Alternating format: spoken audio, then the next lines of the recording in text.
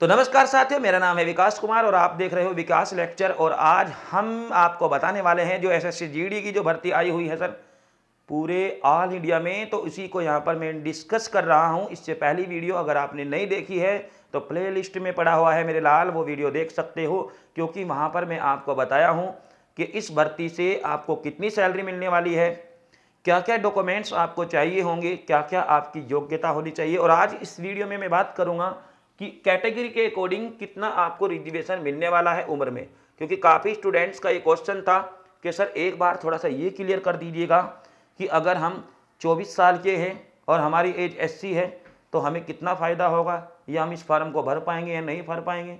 तो आपके सामने सार ये पूरा का पूरा नोटिफिकेशन मैं यहाँ पर लिया हुआ हूँ, आप अपनी आँख से देख सकते हो, कोई दिक्कत नहीं है। चलो सर मैं एक बार आपको रीड करके बता देता हूँ कि कैटेगरी अगर आपकी केंद्र सरकार में, ध्यान रखिएगा, ये ध्यान रखिएगा, केंद्र सरकार में भी आपकी कैटेगरी होनी चाहिए, क्योंकि कई जातियां ऐसी हैं जो राज्य में तो एससी में आती हैं लेकिन केंद्र सरकार में वो जातियां जनरल में आती हैं, है ना। तो जहां भी वो आपकी जाति है उसको आपको ध्यान में रखना है और तभी ये फॉर्म आपको फिल करना है। चलिए बात करते हैं, अगर आप एससी कैटेगरी या एसटी कैटेगरी से बिलोंग करते हैं तो आपको यहाँ पर 5 साल का बेनिफिट मिलने वाला है। मतलब आप 5 साल ऊपर हो जाएंगे तो कोई दिक्कत नहीं है। मतलब अगर आपकी एज 23 साल है या 26, 28, 27 जितनी भी आपके हैं, मतलब 28 साल तक आपको फ़ायदा होने वाला है। 23 में आप 5 साल ऐड कर देंगे तो आपको 28 साल की एज तक का फ़ायदा यहाँ पर मिलने वाला है। अगर हम ओबीसी की बात करें तो ओबीसी को भी 3 साल का फ़ायदा होने वाला है सर। तो ओबीसी कैटेगरी, अच्छा एक्स सर्विसमैन, मतलब अगर आप किसी भी फोर्स में कहीं जॉब वगैरह करते हो और इस फार्म में शामिल होना चाहते हो तो आपको भी यहाँ पर कुछ फ़ायदा मिलेगा। कितना फ़ायदा मिलेगा?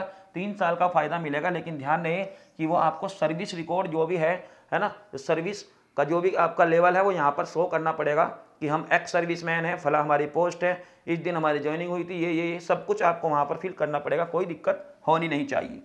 चलिए अब हम कह रहे हैं कि ऐसे बच्चे जिनके जो परिवार वाले हैं वो गुजरात 2002 में जो कांड हुआ था, जो घटना हुई थी, सभी को ये बात पता होगा। अगर आपके परिवार वाले उसमें पीड़ित रहे हों तो मेरे लाल आपको भी 5 साल का फ़ायदा यहाँ पर होने वाला है। चाहे आप किसी भी कैटेगरी में आते हों, जनरल, ओबीसी, एससी, एसटी, तो आपको अगर गुजरात के उस घटना में आप शामिल हुए होंगे तो आपको मेरे भाई निश्चित रूप से 5 साल का फ़ायदा होने वाला है। वहीं अगर हम बात करें, अगर उनकी जो मृत्यु वगैरह है मृत्यु के अनुपात की अगर हम बात करें तो आपको 8 साल का फ़ायदा होने वाला है। अगर हम बात करें किसकी सर, अगर हम बात करें, अगर वहाँ जो है चिल्ड्रन एंड डिपेंड ऑफ व्यक्टिम्स, उनको 10 साल का फ़ायदा वहाँ पर होने वाला है। गुजरात के लिए है ना, ये गुजरात के लिए है। देखो ये एसटी एसटी के लिए भी यहाँ पर अलग से दिया हुआ है ना, यानी कि अगर एससी एसटी कैटेगरी के अंदर ये चीज़ें हैं तो आपको वहाँ पर ये फ़ायदा होने वाला है। अगर ओबीसी के कैंडिडेट थे तो 8 साल का फ़ायदा होने वाला है, अगर एससी एसटी के कैंडिडेट थे तो आपको 10 साल का फ़ायदा इसमें होने वाला है। वहीं अगर हम बात करें, ये तो थोड़ा सा फॉर्मेलिटी है, ये आपको मैं बेसिकली बता दूंगा, नॉर्मल बात है, कोई दिक्कत नहीं है। आगे चलते हैं, महत्वपूर्ण बात एक्सप्लेनेशन, तो ये भी कोई महत्वपूर्ण बात नहीं है, बट थोड़ा सा मैं इसको मौखिक बता दूंगा आपको। ये फार्म भरने से संबंधित है ना, जो अभी एज संबंधित जो महत्वपूर्ण दस्तावेज हैं उसके बारे में यहाँ पर सब लिखा हुआ है, वो मैं आपको पहले वीडियो में भी क्लियर कर चुका। ठीक है, अब हम बात करेंगे सर, अब हम बात करेंगे जितने भी हमारे process of certification and format of certificate, तो जितने भी हमारे पास फॉर्मेट वगैरह है वो ज़्यादा ओल्ड नहीं होने चाहिए। मैं आपको बता भी चुका हूँ सर, जितने भी हमारे पास कार्ड से संबंधित हो या जितने भी डॉक्यूमेंट्स हैं उसमें आपको एक एक चीज़ का ध्यान रखना है। और स्पेलिंग वगैरह का, मान लीजिए किसी का पापा किसी का नाम मान लीजिए क्या है, किसी का नाम मान लीजिए गौरव है, मान लीजिए किसी का नाम, ठीक है, या किसी का नाम क्या है सर, गौरव है, तो कई बार ऐसा होता है गौरव है ना, तो ये गौरव है तो कुछ में स्पेलिंग वगैरह का इशू हो जाता है, आधार कार्ड में थोड़ा सा स्पेलिंग वगैरह अलग हो जाती है ना, कई बार GO से शुरू हो जाता है, कई बार GOU से शुरू हो जाता है, तो छोटी छोटी बात को भी आपको ध्यान रखना है। आधार कार्ड और आपका जो डॉक्यूमेंट्स वगैरह है उनमें सारी की सारी चीज़ें मैच करनी चाहिए।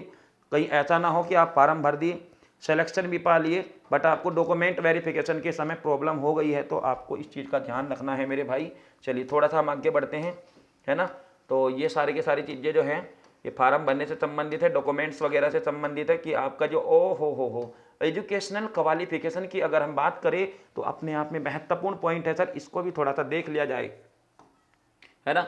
इसको भी थोड़ा सा देख लिया जाए सर। यहाँ पर ज़्यादा बड़ी बात मैं यहाँ पर नहीं करूँगा, आपका टाइम बिल्कुल ख़राब नहीं करूँगा, सीधा पॉइंट की बात करूँगा कि ये कैटेगरी जो है, ये जो भर्ती है सर, ये मैट्रिकुलेशन के लिए है ना। कोई दिक्कत नहीं होनी चाहिए। बहुत सारी बातें यहाँ पर लिखी हुई है, बट हमें केवल अपने मेन फोकस से, है ना, बात करनी है सर। ये मैट्रिकुलेशन यानी कि 10th क्लास से, हाँ जी 10th क्लास से 12वीं क्लास से ये भर्ती आप अप्लाई कर सकते हो। अगर आप इतने पढ़े हुए हो तो आप नॉर्मली इसको जो है अप्लाई कर सकते हो। बट आपको एक बात का और ध्यान रखना है, क्या वो बात ये है कि आपका जो बोर्ड वगैरह है वो फेक नहीं होना चाहिए। सारी जानकारी यहाँ पर लिखी हुई है ना। आप मुझे कमेंट करके बता दीजिए, मैं आपको इसका PDF हिंदी में भी आपको जो है प्रोवाइड करा दूंगा, कोई दिक्कत नहीं है। चलिए सर, अब हमारे पास ये है, ये महत्वपूर्ण जानकारी है कि कई बार विद्यालयों में बच्चा लोग क्या करता है कि बच्चा लोग जो है NCC ले लेता है ना। और NCC का भी यहाँ पर एक अपना फ़ायदा होने वाला है। मान लीजिए आपके पास 9th क्लास में, 10th क्लास में या फिर 11वीं 12वीं कक्षा में आपके पास रही हो NCC और NCC के सर्टिफिकेट आपके पास हो, तो आपको भी फ़ायदा होने वाला है। उस फायदे की यहाँ पर बात कर लूँ सर, उस फायदे की अगर मैं बात कर लूँ, अगर मान लीजिए आपके पास NCC का C सर्टिफिकेट है, तो भैया मेरे आपको 5% का फ़ायदा होने वाला है एग्जामिनेशन में, यानी कि डायरेक्ट आपको फ़ायदा होने वाला है। ठीक है, समझ में आई बात।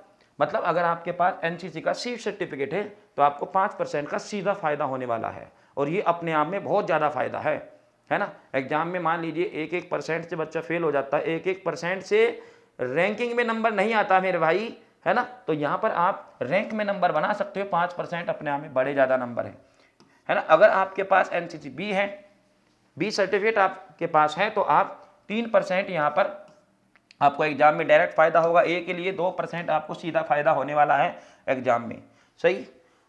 ठीक है, तो ये यहाँ पर लिखा हुआ है बेनिफिट, है ना। तो जो बोनस वगैरह है ये आपको NCC के लिए भी यहाँ पर मिल रहा है, कोई दिक्कत नहीं होनी चाहिए। ठीक है सर, अब हम बात करेंगे कि अप्लाई आपको कैसे करना है।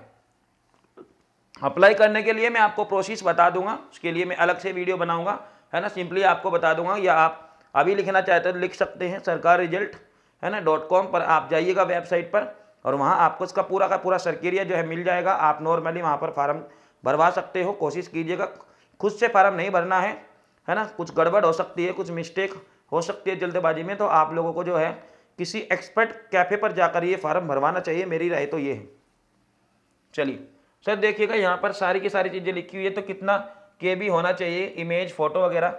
और हाँ, एक चीज़ का और ख्याल ध्यान रखना है आपको, कई बार आप फैशन के चक्कर में ओल्ड फोटो लगा देते हो, आपको ओल्ड फोटो नहीं लगाना है, न्यू फोटो लगाना है। चलिए सर, अगर हम बात करें, ये आपको टाइमिंग इससे पहले वीडियो में भी आपको बता दिया था। एग्जामिनेशन फीस की अगर हम बात करें, अगर आप ये फार्म भर रहे हो तो फीस आपको कितनी पे करनी पड़ेगी सर? 100 रुपये आपके पास फीस यहाँ पर होने वाली है। अगर हम किसकी बात करें, SC की, SC ST की बात करें, तो उनको जो है कोई फीस यहाँ पर नहीं पे करनी है। उनके लिए जो है ये फार्म फेल है, सरकार की तरफ से उनको कोई फीस यहाँ पर नहीं देनी है। ठीक है, अब अगर हम बात करें करेक्शन के संबंध में, तो 6 जनवरी तक आप इसका नॉर्मली करेक्शन करवा सकते हो। 6 जनवरी तक आपको इसका अलग से बिल देना पड़ेगा। कितना चार्ज होगा ये तो आपको मैं अभी नहीं बता सकता हूँ, ये तो तभी पता चलेगा जितना भी आपका खुल करके आएगा, है ना। हालांकि इसने दे भी रखा है कि 500 रुपये, है ना। तो 500 रुपये यहाँ पर आपको एक्स्ट्रा चार्ज करना पड़ेगा।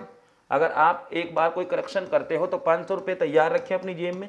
इसलिए मैं आपको कह रहा हूँ, खुद से फार्म नहीं भरना है मेरे लाल, गड़बड़ हो जाएगी तो 500 रुपये का चूना जो है आपको फ्री में लगने वाला है ना। कितना बढ़िया खाने कमाने का ये बनाया है सिस्टम, है ना। तो पहले ही जो है बच्चे को आगाह कर दिया कि भैया अगर गड़बड़ करोगे तो 500 रुपये हम आपसे ले लेंगे। देखो, examination centre and centre code फिर कह रहा है कहाँ कहाँ एग्जाम होंगे, ऑल इंडिया में कहाँ कहाँ एग्जाम होने वाले हैं, कौन कौन से डिस्ट्रिक्ट के अंदर ये एग्जाम होंगे, किस किस स्टेट के अंदर होंगे, सारी जानकारी यहाँ पर आपके सामने है ना। बिहार एंड उत्तर प्रदेश की अगर हम बात करें तो भैया ये भागलपुर, है ना, सारे के सारी चीज़ें यहाँ पर लिखी हुई हैं। लखनऊ में भी होगा, मेरठ में भी, प्रयागराज, वाराणसी, कानपुर, ये सब जगह पर यहाँ पर उत्तर प्रदेश और बिहार के लिए होने वाला है ना। तो अगर हम बात करें सर अलग, अगर आप अलग उड़ीसा वगैरह, सिक्किम, वेस्ट बंगाल, झारखंड वगैरह में आते हैं, है ना। तो इनमें भी आपके लिए यहाँ पर अलग अलग जगह पे ये दिया हुआ है, ठीक है। कोई दिक्कत नहीं है, आप जहाँ के भी हो अपने आसपास का जो भी डिस्ट्रिक्ट वगैरह है, जो भी आपका पड़ता है जिला, उसी के अकॉर्डिंग आपका जब फार्म भरेंगे तो वही निकल करके आ जाएगा, कोई दिक्कत नहीं। जो भी आपका आधार कार्ड में पता होगा, एड्रेस होगा, उसके नज़दीक जो भी पड़ता होगा डिस्टेंस के अकॉर्डिंग आप उसका यहाँ पर एग्जामिनेशन सेंटर भरवा सकते हो। चलिए यहाँ पर देखिए पूरे का पूरा है सर, क्योंकि केंद्र सरकार के माध्यम से भर्ती हो रही है। मध्य प्रदेश की भी यहाँ पर दिया हुआ, भोपाल, है ना। तो सभी की जगह जबलपुर, उज्जैनी, रायपुर, है ना, ये मध्य प्रदेश के लिए दे रखा, मणिपुर, है ना। जितने भी यहाँ पर राज्य हैं सर पूरे के पूरे, दिल्ली के लिए देखो, दिल्ली के लिए भी दे रखा है ना। तो दिल्ली में तो दिल्ली ही है, तो सारे की सारी चीज़ें यहाँ पर है। उत्तराखंड में भी उत्तराखंड का, है ना, हल्द्वानी रुड़की में होगा। चंडीगढ़ में चंडीगढ़ का ही होगा, है ना। हमीरपुर, शिमला, ये जम्मू कश्मीर। तो ये सारी की सारी चीज़ें यहाँ पर होने वाली है अगर आप किसी भी राज्य से बिलोंग करते हो, है ना। गुजरात, महाराष्ट्र ये दे रखा है। तो पूरे देश में भैया ये भर्ती यहाँ पर है ना। अगर हम बात करें सर इसके लिए जो हमारे पास scheme of examination computer based और examination, the computer based examination will be the consist of one objection type paper, है ना, containing 80 question carrying 2 marks each with the following composition. देखो यहाँ पर कह रहा है कि जो हमारे पास जो बेसिक एग्जाम है इसका ऑनलाइन होगा। इसके ऊपर मैं आपको बता चुका हूँ कि अलग से भी वीडियो बना दूंगा सर। सब्जेक्ट का जो होगा सर, जीएस का पहला पेपर होगा, है ना। पेपर के जो खंड होंगे सर, वो जितने भी खंड होंगे, part A, B, C, D, है ना। तो इसमें क्या होगा, हमारे पास 20 क्वेश्चन जीएस के आने वाले हैं भैया। जीएस के अगर आपकी जीएस बढ़िया है तो आपको 40 नंबर का जीएस देखने को मिलेगा। टाइमिंग का यहाँ पर कोई वैलिडिटी नहीं है, आप कितने भी टाइम में इस क्वेश्चन को कर सकते हो, है ना। पूरे कंप्लीट पेपर के आपको 60 मिनट मिलते हैं, मतलब 1 घंटा आपको पूरे कंप्लीट पेपर का मिलता है।